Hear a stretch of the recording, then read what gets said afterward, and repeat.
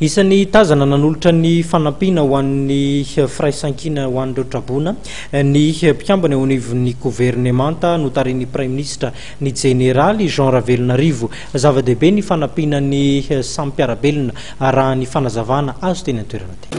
Nanao an'izao vikava mahatraty zao nanao antsoava ny gouvernemanta amin'ny malagasy sy izay manana-tanana tsy hakanavaka na ny olona avy any ivelany. Tsapa dia tsapa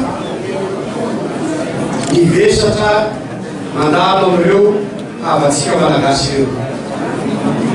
Mafy dia mafy izy fa ny gouvernemanta sy ny filoham-pirenena era zao anarym-pampianina dia manao ny ainy tsy ho zavatra ary nandray ny andraifiny amin'ny lafiny manandrifiny rehetrarehetra mba ahafahana manampy amin'ireo malagasy havatsika ireo.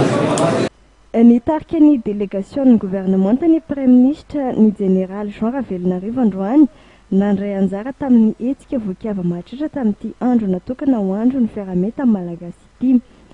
Nanatitra izay voatsirambony tanany ihany koa ireo ministera isesokajiny tamin'ity androany ity, ka isany amin'izany ministera ny indostria ny fampiroboroboana setra tsy miankana notrony raha avy amin'ny vondro ny mpandraraha ka nanolotra vodina mitetina hatrany amin'ny 4 tapitrisa ariary eo miampy vary, menaka, ronono, akanjo sy ireo kojakoja samihafa ilain'ny trabona. Mahavelom-bola ary mahafinaritra ny solidarité izay ataon'ireo groupement professionnel tout le tamin'ny secteur ny FEI, ny GFP, maromaro izy ireo izay manampy atsika satria vona lehibe ny mahazo an'i Madagasikara amin'izao fotoana izao.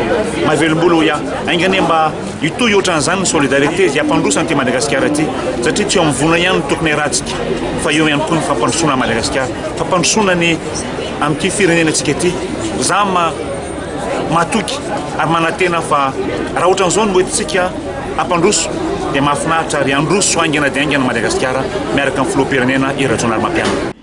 Atao ihany koa ny ministera ny fizahantany ny fitaterana ary ny famantarana ny toetrandro izay nanolotra fanampiana ho an'ireo trabona sy ireo kere any atsimo. Zavatra hoentina eto moa zany dia hotanisana eto dia vary eo amin'ny 12 tonnes 500, céréales 2 sacs, savony 25 cartons sy 200 barres, ni la bougie dia 10 cartons plus 10 paquets, ni siramamy 100 kilos, ni menaka 60 litres, dia misy ihany koa ny vola chèque moa zany eo amin'ny 11 millions 200 000 ariary ary ny lela vola dia eo amin'ny 1 million 898 ariary. Nanatanteraka fanangonana fanampiana ny ministera tsirairay ka nafana nanolotra fanampiana ho an'ireo trabony raha ny fanazavana.